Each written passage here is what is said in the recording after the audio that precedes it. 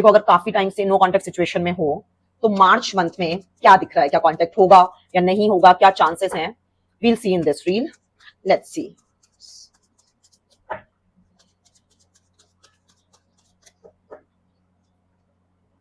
मार्च month के अंदर बहुत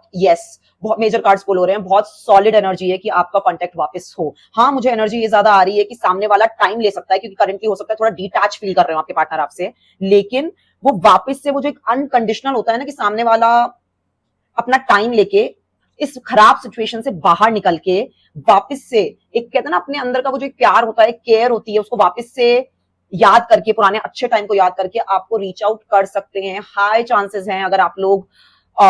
कि आप लोग का जो टाइम अपने साथ में स्पेंड किया, अगर उसमें जेन्युइनली लव और केयर था आपके पार्टनर की तरफ से, then there are high chances they will reach out to you again in March month.